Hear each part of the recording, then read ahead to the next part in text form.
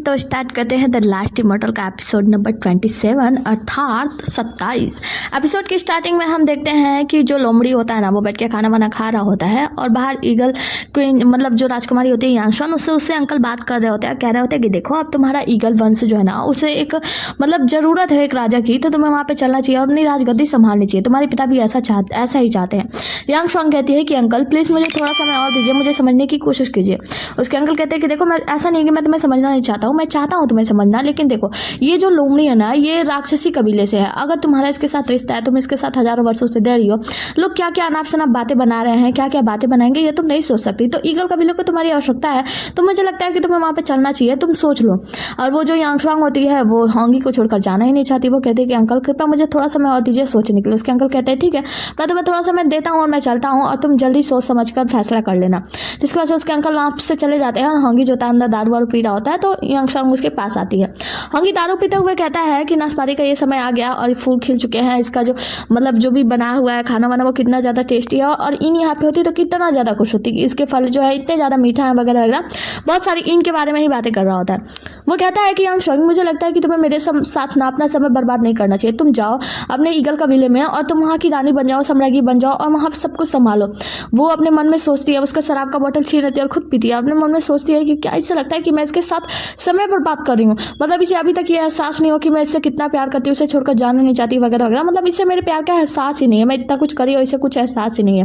जिसके बाद से वो शराब को पीती है और कहती है कि देखो तुम्हें चिंता करने की आवश्यकता नहीं है, मैं तुम्हारे साथ हूँ और मुझे पता है कि जो गुजिंग है ना वो इनको ढूंढने के लिए इधर उधर बिखर रहा है, तो वो उसे ढूंढ कर जरूर लाएगा और मैं तुम्हारे साथ ही उसका स्वागत करूंगी, मतलब उसके साथ मिलकर मस्ती वस्ती करेंगे वगैरह वगैरह। तो यहाँ पे होंगी कहता है कि लेकिन अगर तुम नहीं जाओगी तो तुम्हें पता है ना कि तुम्हारे जो पिता हैं वो तुम्हें ढूंढ रहे हैं और कितना कुछ कहेंगे वगैरह वगैरह। तो वो कहती है कि देखो तुम्हें चिंता करने की उसकी आवश्यकता नहीं है, वो मेरे पिता है, मैं उन्हें अच्छे से संभाल लूंगी, समझा दूंगी। सीन कट होता है और हमें दिखाया जाता है इनको इन जो होती है वंडरवर्ल्ड की वही जगह पे आती है और वहाँ पे बहुत सारे लोग जो होते हैं ना वो पानी में पता नहीं क्यों कूद रहे होते हैं या दूसरा जन्म लेने के लिए। वहाँ पे आती है तो वो छोटा बच्चा जो होता है वो बड़ा हो चुका है। वो कहते हैं कि इन तुम यहाँ पे इतनी जल्दी, वो कहती है कि हाँ मुझे लगा था कि मैं तुमसे थोड़ा सा मैं दूर रहूंगी, लेकिन 16 साल में ही मुझे मतलब वो हो गई, मैंने सोचा कि मैं तुमसे मिल ही लूँ। और वहाँ पे आती है तो वहाँ पे गुजिंग को देखती है, कहती है कि ये कौन है। तो वो जो लड़का होता है वो कहता है कि रुको, पहले उसके ऊपर एक जादू कर देता है जिससे इन अदृश्य हो जाती है। वो लड़का जो होता है वो बताता है कि वो वही राजकुमार है, मतलब वही देवता है जो कि अभी भी उस लड़की को ढूंढ रहा है। इन ये सब कुछ देख रही होती है, तभी वो बातें कर रही होती है कि ये पहले ही अपने हाथ उस लड़की को मार दिया, उस लड़की को ढूंढा है। मैं होती तो कभी उसके पास ना जाती, तभी उसके गले पे एक चमक होती है, नहीं ये वही इन है। तभी हम देखते हैं गुजिंग को जब जैसे ही एहसास होता है कि इन यहाँ पे आ चुकी है, यहाँ पे आके चारों ओर ढूंढने लगता है। उस जगह पे आके देखता है जहाँ पे सभी लोग कूद रहे होते हैं, वहाँ पे भी यहीं पे 3 लाइफ स्टोन देखती है। उसे कुछ आइडिया आता है, मतलब वो सोचती है कि मुझे क्या करना चाहिए, तो वो जाती है होंगी के पास और होंगी को मतलब जो खबर भिजवाती है कि होंगी जल्दी से अंडरवर्ल्ड की दुनिया में चले आओ। अंडरवर्ल्ड की दुनिया में होंगी पहुंचता है, कहता है कि क्या बात है बताओ। तो 3 लाइफ स्टोन उसे बताती है कि तुम्हें पता है इन जो है ना उसका समय आ चुका है, मतलब आखिरी समय है और ये जन्म लेने वाली है, लेकिन उसकी आत्मिक शक्ति है जो वो बहुत ही ज्यादा कमजोर है। तो होंगी कहता है कि तुम क्या कहना क्या चाहती हो। तो वो कहती है कि 1000 मतलब हजारों वर्षों से वो ह्यूमन की दुनिया में रही है और जब भी वो गई है ना उसकी मृत्यु बहुत ही जल्दी हो गई है और ये इसके पास लास्ट समय है और इस समय भी उसकी आत्मिक शक्ति बहुत ज्यादा सही नहीं है, जैसे वो जन्म लेगी और उसकी मृत्यु भी जल्दी ही निश्चित हो जाएगी। तो यहाँ पे हम देखते हैं कि जो गुजिंग होता है ना वो दूर से ही उसे देख लेता है, कहता है कि तुम कहना क्या चाहती हो, मुझे सच्चाई बताओ। 3 लाइफ स्टोन मुंह फेरती है तो वो कहता है कि ठीक है अगर तुम नहीं बताओगी तो मैं जाके जियो यहाँ से पूछ लूंगा। वो कहती है कि नहीं रुको मैं बताती हूँ, उसे सारी चीजें बता देती है। अब हम देखते हैं इन जो है ना वो अगला जन्म लेने के लिए तैयार है, मतलब उस पानी में कूदने के लिए। तभी वो छोटा बच्चा आता है, कहता है कि थोड़ी देर रुक जाओ, जो हमारे मालिक यूलो हैं वो तुम्हारे पास आ रहे हैं, वो तुम्हें एक अच्छा भाग्य बनाकर देंगे। और वहां से वो लड़का चला जाता है। जिसके बाद हम देखते हैं इन वहीं पे कूदने के लिए एकदम छोट पे तैयार होती है। तभी यहाँ पे गुजिंग आता है। गुजिंग को देखकर जैसे इन मूर्ति है ना वो इनविजिबल जो थी ना वो विजिबल हो जाती है, मतलब दिखने लगती है। गुजिंग उसके पास आता है, उसकी आंखों में आंसू होती है, कहता है कि इन क्या तुम जाने वाली हो। वो कहती है कि तुम कौन हो और तुम मुझे मेरा नाम कैसे जानते हो। वो कहता है कि क्या तुम मुझे भूल गई हो, मैं वही हूँ। तो वो कहती है कि अच्छा तो तुम मतलब तुम वही राजकुमार या देवता हो ना। और वो याद करती है कि जो कुछ भी उसने पूछा था यूलुओ से। ये सारी बातें याद करने के बाद कि गुजिंग ने कैसे अपनी प्रेमिका को जान से मार डाला और फिर अब उसे ढूंढ रहा है वगैरह वगैरह, और उसके बारे में ये कुछ बातें की थी यूलुओ से, मतलब ये सारी बातें वो याद करती है। उसके बाद से कहती है कि अच्छा तो तुम वही हो जिसने अपनी प्रेमिका को मार डाला, अब उसे ढूंढ रहे हो। तो इसका मतलब यह है कि मैं वो लड़की हूँ जिससे तुम प्यार करते थे, तुमने मुझे मार डाला था। वो कहता कि हाँ ये सच जरूर है, लेकिन अब मैं तुम्हें कहीं जाने नहीं दूंगा, तुम्हारी आत्मिक शक्ति बहुत ही ज्यादा कमजोर है, तुमने दोबारा जन्म लिया तो तुम्हारी जल्दी मृत्यु हो जाएगी। वो कहती है कि इससे फर्क नहीं पड़ता, अब वैसे भी तुमने जिसकी हत्या की थी वो कोई और था और अब मेरा तुमसे कोई लेना देना नहीं। वो कहती है कि मुझे तुम्हें स्वर्गलोक ले जाना होगा, वहाँ तुम्हारी आत्मिक शक्ति को बढ़ाई जाएगी, जिसके बाद से तुम्हें जन्म लेना होगा। वो कहते हैं कि नहीं मुझे माफ करना, लेकिन मैं तुम्हें नहीं जानती वगैरह वगैरह, उससे दूर हो रही होती है। तभी हम देखते हैं कि यहाँ पे होंगी आता है और साथ में यूलो आता है। ये दोनों दोनों लोग आते हैं तो होंगी उससे कहता है कि इन रुक जाओ, तुम मेरे साथ शैतान लोक में चलो, वहाँ पे हमारे पास बहुत सारे मतलब जादुई हथियार है वगैरह वगैरह, मैं उससे तुम्हारी आत्मिक शक्ति को मजबूत कर दूंगा। वो कहती है कि तुम कौन हो? तो होंगी कहता है कि क्या तुम मुझे नहीं पहचानती? वो कहती है कि नहीं, मैं तुम्हें नहीं जानती। होंगी कहता है कि भले तुम मुझे पहचानो या ना पहचानो, हम दोनों अच्छे दोस्त हैं। मतलब उससे मनाने की कोशिश करता है, लेकिन इन कहती है बिल्कुल नहीं, जो कुछ भी हुआ मेरे जितने भी जन्म में जो कुछ भी हुआ हो वो सब अलग बात है, लेकिन इस बार मैं खुद कोशिश करना चाहती हूँ। ये मेरा भाग्य है, मेरे भाग्य को किसी को लिखने का कोई अधिकार नहीं है। तुम लोग कौन होते हो मेरे भाग्य को लिखने वाले? और ये सब कुछ क्या है कि वो वहीं से छलांग लगा देती है, मतलब अगले जन्म के लिए। यहाँ पे जो गुजिंग होता है ना, वो तुरंत उसे पकड़ने के लिए छलांग लगा देता है, उसका हाथ पकड़ता है, लेकिन इन उससे हाथ छुड़ा लेती है और अंदर गिरने लगती है। गुजिंग दूसरी तरफ मतलब पीछे फिका जाता है और कहता है कि ये सब क्या हुआ?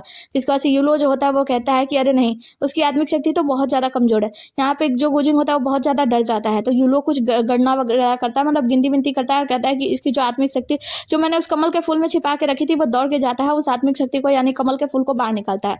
वो देखता है कि कमल के फूल की हर एक पंखुड़ियां जो है ना वो टूटने लगी हैं, तो वो बताता है कि कमल की पंखुड़ियां जैसे ये सारी पंखुड़ियां टूट जाएगी मुरझाकर, इनकी मृत्यु हो जाएगी।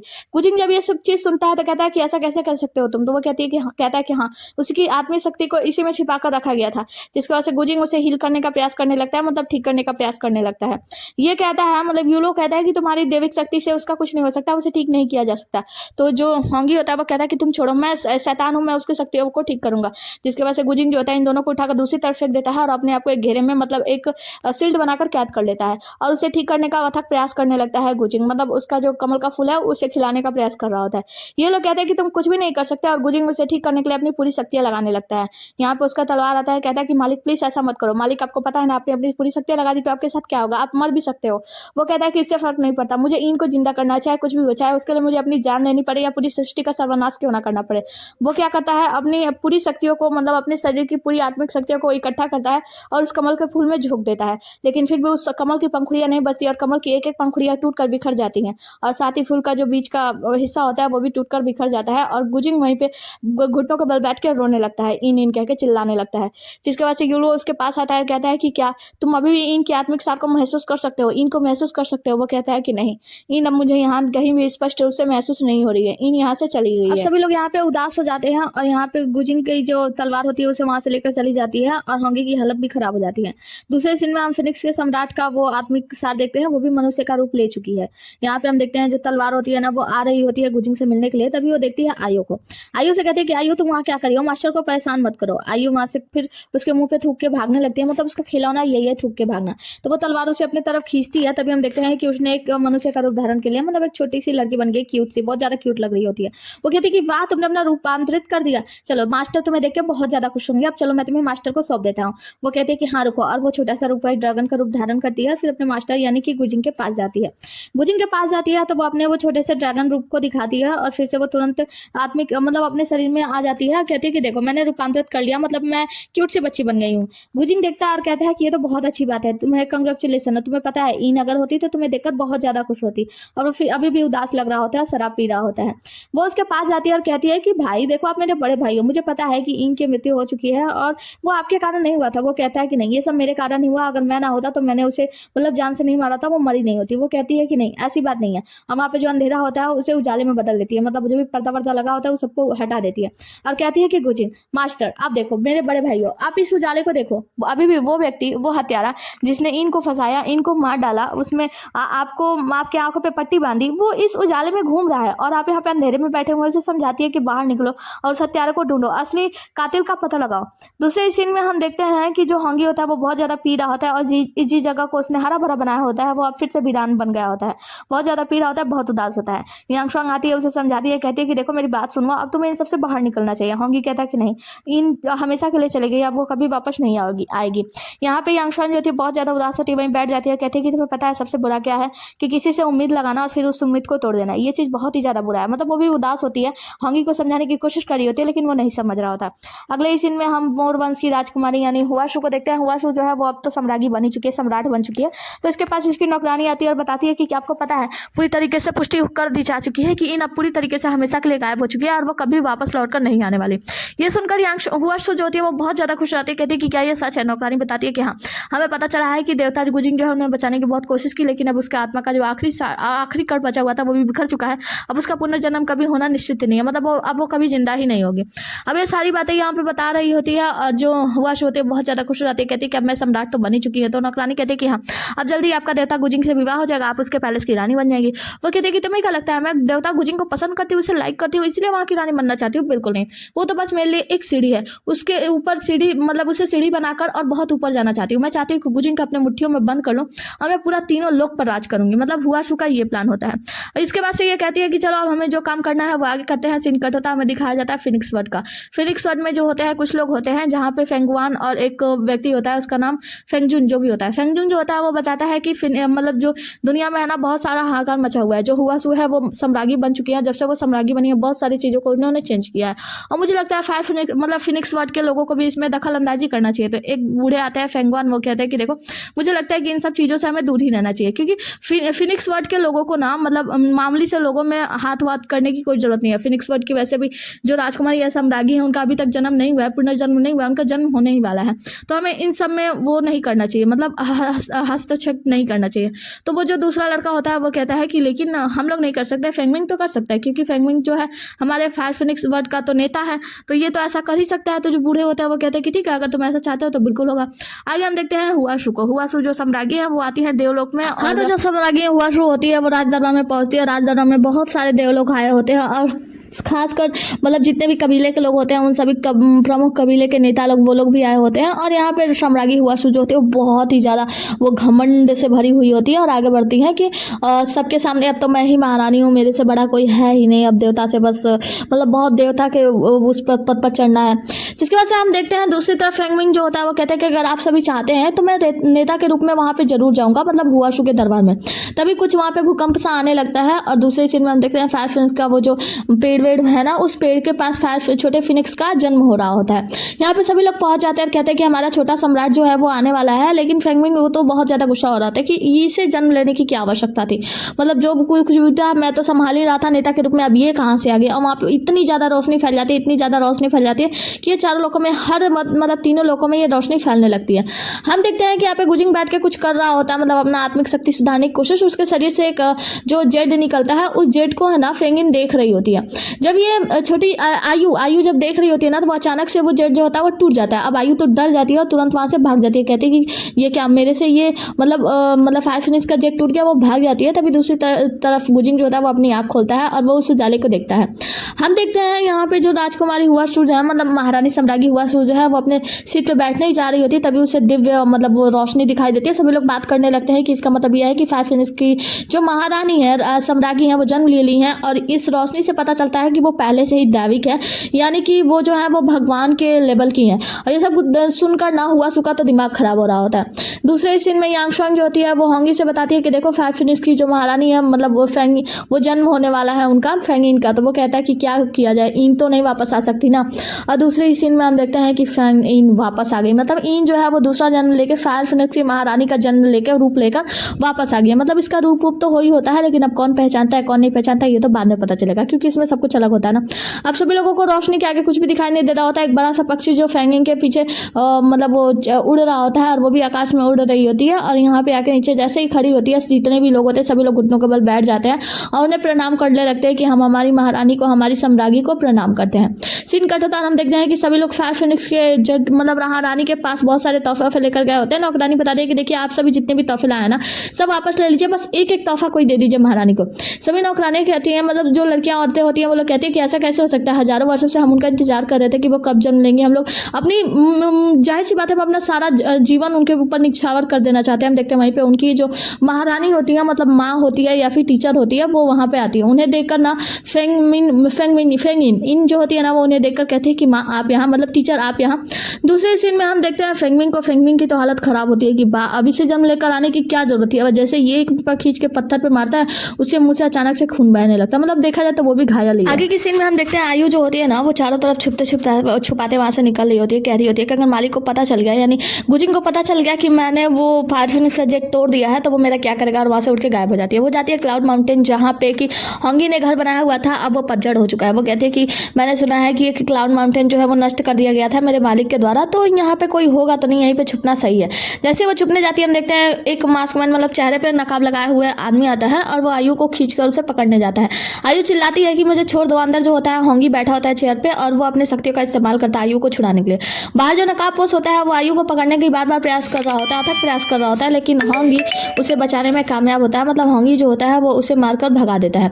वो नकाबपोश व्यक्ति जो होता है वहाँ से भाग जाता है और आयु वहीं पे पड़ी होती है। तभी गुजिंग आता है, कहता है कि तुम ठीक तो हो ना आयु? तो वो कहती है कि हाँ मैं ठीक हूँ, मुझे माफ़ कर दीजिएगा। तो वो कहता है कि तुम यहाँ पे भागकर क्यों आई? वो कहती है कि मेरे हाथों फायर फिनिश का जेट जो है वो टूट गया है, इसीलिए मुझे लगा कि आप मुझे दंडित करेंगे तो मैं यहाँ पे चली आई। और देखिए ना, मुझे लगा कि यहाँ पे कोई नहीं है, लेकिन यहाँ पे शायद कोई रह रहा है। तो यहाँ पे जो गुजिंग होता है वो कहता है चिंता मत करो, फायर फिनिश की जो महारानी है सम्राज्ञी है उनका जन्म हो चुका है, बस इसीलिए वो फायर फिनिश का आखिरी जेट टूट गया। और वो दूसरी तरफ देखता है तो होंगी वहाँ से बाहर निकलता है। होंगी जब बाहर आता है तो वो जो गुजिंग होता है वो आयु आयु कह के बात कर रहा होता है। तो होंगी कहता है आयु क्या ये वही है? क्या वही है जो मैं सोच रहा हूँ? तब वहाँ पे यांगशुआंग आती है और वो लोग बातें करते हैं एक दूसरे से कि आयु वही है ना? तो जो गुजिंग होता है वो बताता है कि हाँ वो इनकी छोटी बहन है। आगे का सीन में दिखाया जाता है फायर फिनिक्स की महारानी को, और महारानी जो होती है वो इन से बातें कर रही होती है, मतलब फायर फिनिक्स की नई सम्राज्ञी जिनका जन्म हुआ है। वो उनसे कहती है कि तुम ठीक तो हो ना, मतलब तुम्हें कुछ याद है? तो वो कहते हैं कि हाँ माँ, मुझे याद है कि जब मेरा जन्म होने वाला था, जब मतलब मैं पैदा होने ही वाली थी, उस वक्त गुजिंग के हाथों मेरी मृत्यु हो चुकी थी, दादी पर्वत के गुजिंग के हाथों, और उसने मेरे आत्मा के हर एक सार को, हर एक टुकड़े को ढूंढा और अब मेरा जन्म हुआ है। तो वो कहती है कि वैसे तुम पहले बहुत चंचल हुआ करती थी, लेकिन अब वैसी नहीं हो। वो कहती है कि हाँ उस वक्त मैं चंचल तो हुआ करती थी, लेकिन अब मुझे मतलब जब मैंने दोबारा जन्म लिया ना, दोबारा जन्म लेने से पहले मेरा एक जन्म हुआ था जिसमें मैंने बहुत सारे चीज़ों का अनुभव किया, मतलब बड़ा छोटा और तिगना मिंगना, मतलब हर एक चीज़ का, हर एक कष्टों का निवारण किया, और जिसके वजह से मैं अब ऐसी हो गई हूँ। हालांकि अभी मैं इतनी ज़्यादा चंचल नहीं हूँ, उदासीन रहने लगी हूँ, लेकिन हाँ मेरे अंदर हर एक तरीके को, मतलब जिंदगी जीने का तरीका आ चुका है। यहाँ पे उसकी जो महारानी होती है वो बहुत ज़्यादा खुश होती है, कहती है कि चलो अच्छी बात है कि तुम्हें जिंदगी जीने का सही तरीका पता चल गया। वैसे देखा जाए तो अब मेरा समय हो ही चुका है, मैं जल्द ही इस दुनिया से जाने वाली हूँ, तो मुझे लगता है कि तुम्हें जल्दी महारानी बन जाना चाहिए। आगे हम गुजिंग, यांगशुआन और आयु को देखते हैं। होंगी ये सभी लोग बातें कर रहे होते हैं, जहाँ पे गुजिंग बताता है कि आखिर वो कौन था जिसने उसके ऊपर हमला किया। होंगी कहता है मैंने उसे देख तो नहीं पाया क्योंकि वो नकाबपोश था, और आयु भी यही बात कहती है। ये लोग बातें कर रहे होते हैं तो होंगी बताता है कि वो जो खंबा है ना उस पर उसके उंगलियों के निशान है, तुम देख लो। जब वो जाकर देखता है तो पता चलता है ये किसी डेविल के उंगलियों के निशान है। यहाँ पे हम देख पाते हैं कि जो होंगी है ना, मतलब जो गुजिंग है ना, उसकी शक्तियाँ जो है वो कम होने लगी हैं, वो अचानक से अदृश्य होने लगता है। वो कुछ सोच ही रहता है और होंगी से कहता है कि मुझे लगता है कि अब उसके बारे में पता लगाने के लिए, तो होंगी कहता है कि तुम्हें सिखाने की जरूरत नहीं है, मुझे क्या करना है क्या नहीं करना है। फिनिक्स वर्ड की साम्राज्ञी जो होती है वो इन से कहती है कि क्या तुम्हें पता है कि तुम दैविक शक्तियों के साथ क्यों पैदा हुई हो? वो कहती है कि मुझे भी नहीं पता, शायद मेरा किस्मत अच्छा होगा या क्या, मतलब मैं दैविक शक्तियों के साथ पैदा हुई हूँ तो मेरी किस्मत है। तो उसकी माँ कहती है कि देखो सबसे पहले हमें कुछ काम करना है। जो क्या है ना कि स्वर्गलोक का जो राजा था, जो लैंगफैंग था, वो बहुत ही अच्छा राजा हुआ करता था, लेकिन समय एक ऐसा चीज है जो सब इस चीजों को नष्ट कर देता है। मतलब जिसका एक बार जन्म हुआ है उसको मृत्यु तो होना ही है, तो उसका मृत्यु हो गया। तो अब मैं एक वो क्या है करने जा रही हूँ, कंपटीशन बनाने जा रही हूँ, और मैं सभी मतलब जितने भी लोग के लोग हैं वो सभी लोग यहाँ पे आएंगे और आकर एक कंपटीशन करेंगे। एक महल है, उसके महल के ऊपर कुछ चीजें रखी गई, उस चीज को आगे पार करके जो भी व्यक्ति जाएगा उसे राजा बना दिया जाएगा, मतलब देव का राजा बना दिया जाएगा। तो मैं चाहती हूँ कि तुम भी इसमें पार्टिसिपेट करो। इन कहती है कि लेकिन मैं ये सब कुछ नहीं करना चाहती, मैं कहीं का राजा नहीं बनना चाहती, क्योंकि जब देव राजा मैं बन जाऊंगी ना तो उस वक्त मुझे बहुत सारे काम करने पड़ेंगे, और देवलोक में बहुत सारे काम होते हैं, मैं ये सब कुछ नहीं कर पाऊंगी। तो जो सम्राज्ञी होती है वो कहती है कि ठीक है, अगर तुम नहीं चाहना चाहती तो तुम फायर फिनिक्स का वर्ड जो है, मतलब ये जो दुनिया है, इस दुनिया को तुम संभालो, मुझे लगता है कि तुम यहाँ के लिए सही हो। तो इन कहती है कि हाँ अगर आप ऐसा चाहती है तो सम्राज्ञी आप चिंता मत कीजिए, मैं आपके इस दुनिया को बहुत अच्छे से संभाल लूंगी। आगे का सीन में हम गुजिंग को देखते हैं, वो अपने आत्मिक शक्ति का प्रयोग कर रहा होता है, और यहाँ पे चंग यानी चंकी होता है और उसके साथ में उसका तलवार होता है। ये दोनों लोग बात कर रहे होते हैं, जहाँ पे चंग कहता है कि मुझे लगता है कि अभी इन्हें रोक देना चाहिए, मतलब अपने आत्मिक शक्ति का इतना ज्यादा उपयोग नहीं करना चाहिए। तलवार कहता है कि आखिर इन्हें रोका कैसे जा सकता है। गुजिंग को देखते हैं, गुजिंग जो होता है उस गोल सा जो पत्थर होता है उसे खिलाने की कोशिश कर रहा होता है। ये लोग बातें करते हैं तो हमें पता चलता है कि वो गोल सा पत्थर, मतलब वो कांच का जो टुकड़ा है उसे ये खिलाने की कोशिश कर रहा है। जैसे ही वो गोल का पत्थर पूरी तरीके से शक्तियां पा जाएगा, मतलब वो पूरा खिल जाएगा, तो उस वक्त इनके मतलब उस हत्यारे का पता चल जाएगा जिसने इनके लिए साजिश रची थी, और उसमें कौन कौन दोषी था, ये सारी चीजें ये लोग बात करते हैं।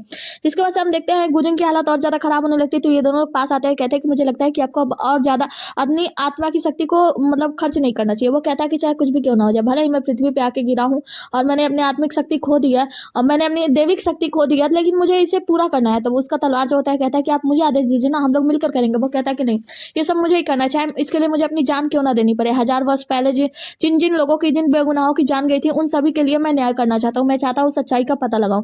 ये सारी चीजें हो रही होती है, तभी बाहर लेडी होंगचो आती है। तो बोलती है लेडी होंगचो, तो वो लोग बोलते हैं कि हाँ बताइए। गुजिंग बोलता है कि हाँ बताइए चाची जी क्या बात है। लेडी होंगचो कहती है कि मालिक मतलब जो होते हैं भगवान, मैं चाहती हूँ कि आप जल्दी से फायर फिनिक्स का वर्ड मतलब वहाँ वुटुंग द्वीप पर जाएं, क्योंकि वुटोंग द्वीप पर फायर फिनिक्स की छोटी साम्राज्ञी का जन्म हुआ है और वहाँ पे आपको कंग्रेचुलेसन कहने के लिए जाना है।